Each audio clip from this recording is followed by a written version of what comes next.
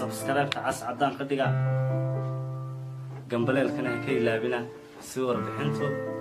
ay daqiiqad dib u soo gaadho daawarayaan oo fanaana celebrity qof baa laga yaabaa inuu garanayo dayax markuu soo bilaabay isagoo yaroo dhuuban oo caataa u dhaga taagtaagan marka dhexeysaya qofba meel buu safarkaaga kaga soo biiray qofba waxaa laga yaabaa inuu dayax yaqaano qayb ka mid ah marka caawa waxaan rabaa in dayaxna aynu barano halkuu ka soo bilaabay iyo safarkiisana wax ka barano aniga qaybta ama angalka qisada dayax aan ugu jecelahay ee aadkii xiise gelisay ee aan u arko inspiration ay dadku inay wada arkaan ay tahay waa qaybta in xamar oo maaragtay mushkiladuhu ku badnaayeen oo cabsi badani jirtay oo xagga amnigu aanu caqabad badani ka jirtay maaragtay inuu ka bilaabay shaqo faneed marka meel amnigu xogaha mushkilada ka jirtana waad garan kartaan intaa kadib dee maaragtay dadweynaha xamar ee xiriirtaa buu la qabay mushkiladaha jiray habar cireed aan ka socono dayaxow dadku waxay xiiseeyaan inay storygeena maqlaan waxaan rabaa dayax inaan intaynaan wax kaleba bilaabin aynu ku bilowno in ababin barbaarintaadii xageed ku dhalatay qoyska duruufta noocee haysatay markii aad dhalatay maaragtay maadaa ugu weyn xaafadda bal naftaada wax yar nooga sheeg iyo duruufii aad ku kortay iyo kuwii aad ku dhalatayba wallaahi aniga horta waxaa iga weyn laba wiil oo familka ah waxaan u ahay wiil saddexaad walaalahay midna waa nin aad u shaqeeya oo maxaa la ii sheeg dadkan hantida sameeya ah midna waxaa waaye yurubtaas ku dhex lumay aniga marka saddex ah waxaan ku dhashay meel la yiraahdo meel u dhow ceel macaan oo la yiraahdo Jiricisle oo tuulo ah oo baadiye ah oo ka tirsan shabeellada dhexe halkan markii la joogo shabeellada markii xisaabinayo maxamed hadduu ku yiraahdo qof xamar jooga maxaa la ii sheeg nolosheeda qayb ka mid ah daruuf ma ahayn been buu ku sheegay ayaa iska dheh horta xilliga aan yaraa maxaa la ii sheegay halkaas aan ku noolaa waa kulli waa iska yaraa oo waayo noloshan kama sheekeyn karin waxay ahayd laakiin nolosheena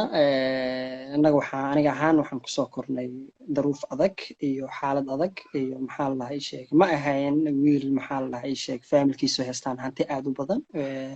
oo qani ah maxaa la ii sheeg cad iyo madowna wuxuu doono la siin karo ma ahayn markaan yaraa oo daruuf badana aan kusoo koray daruufta iyadu iska jirta haddana magaaladeennii xamar waa adduunka qof aan ogeyn malaha waxaa ka dhaceen dagaalo runtii culus oo dhan kastaba leh oo waxaa ku badnaa qaxa in maalinba maalinta ka dambeysa la qaxayo oo waayo noloshan kama sheekeyn karin waxay ahayd laakiin nolosheena aniga ahaan waxaan kusoo kornay daruuf adag iyo xaalad adag iyo maxaa la ii sheeg ma ahayn wiil maxaa la ii sheeg familkiisu haystaan hanti aad u badan oo qani ah maxaa la ii sheeg cad iyo madowna wuxuu doono la siin karo ma ahayn markaan yaraa oo daruuf badana aan kusoo koray daruufta iyadu iska jirta haddana magaaladeennii xamar waa adduunka qof aan ogeyn malaha waxaa ka dhaceen dagaalo runtii culus oo dhan kastaba leh oo waxaa ku badnaa qaxa in maalinba maalinta ka dambeysa la qaxayo 2 bil xamar haddii la joogo dagaalo dhacayaan la qaxayo 2 bil dagaal qabiileed dagaal kale oo maxaa la ii sheeg dagaalo waxaa jireen maxaakiimta la dhaho dagaalo adiga maxaa la ii sheeg dowladda iyo marka dagaal diimeed wax walba ka dhacay markii dambe qaangaarnimada markii inta ka horeysay nolosheeda inta ugu badan waxaan ku noolaa halkaas oo anoo nin weyn wax gartaan xamar soo galay oo reer baadiyaha ah markii laga hadlayo halkaas marka maxaa yeelay baadiyaha waxaan ku qaatay nolosheeda inta badan waxaan ilaalin jiray ari marmarka qaar maxaa la ii sheeg oo familkeena nolosheena waxaa waaye ariga waa ari baan lahayn waxaa jira meel ceel macaan la dhaho iyo Jiricsle waxay isku jiraan 2 saacadood markay ugu yar tahay ama ugu badan tahayba waxaa la sameynayaa biyaha annaga aan isticmaalno oo lagu isticmaalo tuuladana ma lahan halka ceel ma lahan waa qasab in dameer inta la raaco laga soo arooro biyo halkaas la keeno si loo noolaado maadaama qaxna leeyahay gurigii faamilkeeni oo walaalahay iyo aniga aragtidan ah inaad fanaan noqotaa ma waxayd waxaad ku riyootay yaraantaadii oo aad ku hamiyi jirtay mise markaad weynaatay uunbay noqotay hobbi cusub oo aad heshay halkeed ka soo bilowdo see u bilowday wallaahi aniga waxaa waa horta dadku inta ugu badan dhalinyarada ama saaxiibada aan leeyahay ama faamilka waxaa ka mid ahaa dad adiga qof ka mida asxaabtaada ma jiraa qof lagu tilmaamo qofkaa nasiiblow waa wuu nasiib badan yahay example waa dadka lukiga badan qof la yidhaahdo aniga dadka noocaasaan iska ahan jiray haddana markaan yaraa sida caadiyanba weligay maxaa yeelay gurigeenna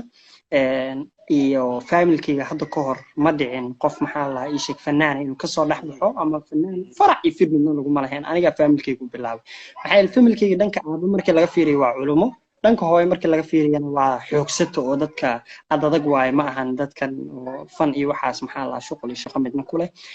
marka iskahan jiray haddana markaan yaraa sida caadiyanba weligay maxaa yeelay gurigeenna iyo faamilkayga hadda ka hor ma dhicin qof maxaa lahaa ii sheeg fanaan inuu kasoo dhex baxo ama fanaan farac iyo firmidna laguma lahayn anigaa faamilkaygu bilaabay maxaa yeelay faamilkayga dhanka aaba markii laga fiiriyo waa culumo dhanka hooyo markii laga fiiriyana waa xoogsato oo dadka adadag waaye ma ahan dadkan oo fan iyo waxaas maxaa lahaa shuqul iyo shaqo midna ku leh markaan yaraa waa markaan heeso ama fanaan markuu heesaya aan ka daba heesaa waxaa la dhihi jiray warkan hadduu weynaado wuxuu noqon doonaa fanaanay bal u fiirsada marka dadkii afkoodii waa idhihi jireen laakiin aniga qalbigayga kuma agudnaan jirin markaan dhalinyarada ahaa oo aan qixi kasoo laabanay noloshii xoogaa iska soo hagaagtay magaaladii ay dagaalkii iyo dhibaatadii kala joogsatay hooyadii aan soo wadatay xamarayna keentay hooyadii way shaqayn jirtay intii hore oo dhan markaad xamar timaaday waa goorma wallaahi marka aan xisaabiyo waxay noqon kartaa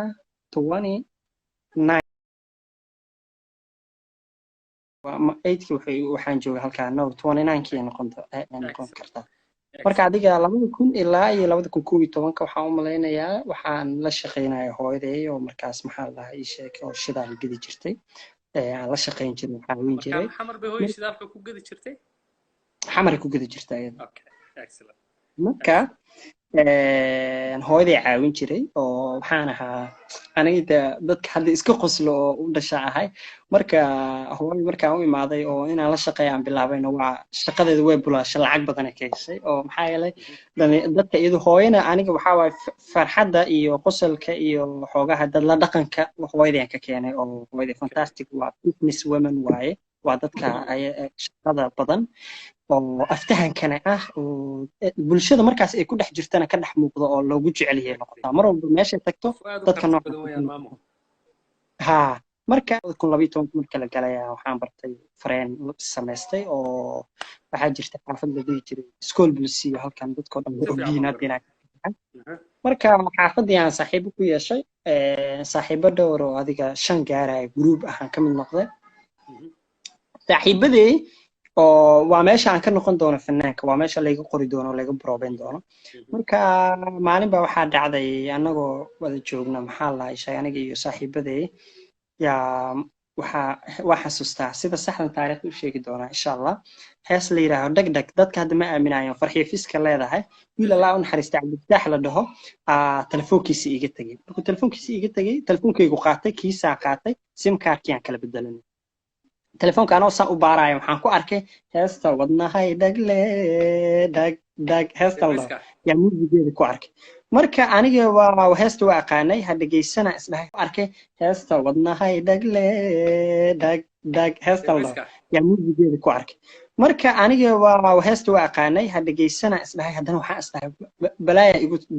ila daba socto bal dhageysa isdhahay heeskan maanta kaligayaan ahaa heeska markaan dhageysto wuxuu noqday muusig kaliya uu noqday waan yaabay waa ku soo celiyay waxaan isdhahay bal muusigan la qaad heeska waan la qaaday waan la dhameeyay waa ku soo celiyay waan la qaaday waan la dhameeyay waa aamini waay maxaa yeelay weligay ma arag muusig oo ever ah iyo maxaa la ii sheegay classic asagoo ah oo lagu heesay weli ku mees markaan ku heesay wiil ma had la dhahaan wacayo saaxiibana waxaan dhahay ma hado sheekan ku hayay imaatay wuu ii yimid markuu ii yimid waxaan dhahay heeskan baa muusig ah waanan qaaday bal iga dhageyso wuxuu yidhi hees cawaale aadan oo gobolada uu maxaa lahaa ii sheeg ku amaanaya oo muusig ah yaa anigana hayaa imaku maqashiya waa cawaala aadan haddaba saaxiibaana hadda waa walaalkay saaxiibkay lillahi tacaala waa exactly exactly maxaa lahaa waan jeclahay inaan gym sameeyo oo jirkayga hadda wax badan ka bedelo You're laakiin perfect markii hore meel fiican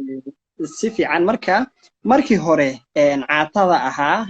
markii hore waxaan u baahnahay in cunno badan cuno inaan nasiino badan helo inay maskaxdu degto maxaa yeelay maskaxda wax badan daalanayd markii maskaxdu degto u baahnaa marka hadda maskaxdii waa dejiyey si nafsiyan xoogaha waa usoo xoogeystay marka hadda wixii ka dambeeyay gym markaan tago hadda marka super wanaa kusoo baxaya uma faan baahnid gym you are perfectly designed Thank you. baa tahay markaan dhalinyarada guriga ila Okay. joogto iyo faan Yeah. marka 2015 kii baan dayax ku arkay adigoo dariiqyada xamar ka dhexeysaya wallahi I felt waxa ii baxay iftiin baa ii baxay anuu waxaan ahay dadka maaragtay fanka jecel waayo fanka waxaan u arkaa qaab wax loo cabiro kasta oo gobolada oo dhan Soomaaliya lagu tirina wuxuu yiri anna kana ahayn waxaan dhahay daar uu daaray heeskii labadii waa islahaan wiilku wuxuu watay telefoon fiican wuxuu yiri telefoonka heeskan ka daari doonaa anigana wiilka aabiisa marka abwaan ahaa oo cabdi oo waalidii jiray wuxuu yiri telefoonkaaga keen heeskan ka daar ana telefoonkan recordingkiisu waa fiican yahay waa qabanaynaa waxaan sameynaynaa kadibna codkaaga oo qalleela ku hay waan qabanay labadii telefoon sidaan oo kale isku dul saarnay markaan sidaan isku dul saarnay midna muusigiya aan ka daarnay midna recordingkiya loo furay saa markii la isku dul saaray anigana waa hees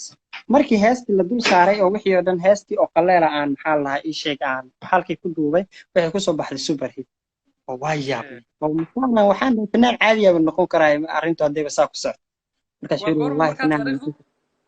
waliba waxaan u malay waa 2012 dhammaadkeedii waa dabayaaqadeedii ayaa lagu jiraa 2013 bilaaban doona insha Allah markaas hadii la yiraahdo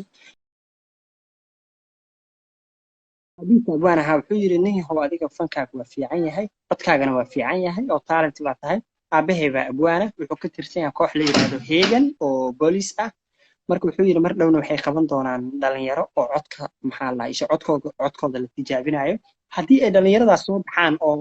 guuleystaanna waxaa laga dhigi doonaa fanaaniin qarameed oo waa la qarameyn doonaa adigana markaas Jaanis waxaa heli doontaa hadduu Ilaahay yiraahdo adiga yani big chance ba halkaas kaaga soo bixi doono oo aad ku heli doonto inaad fanaan noqoto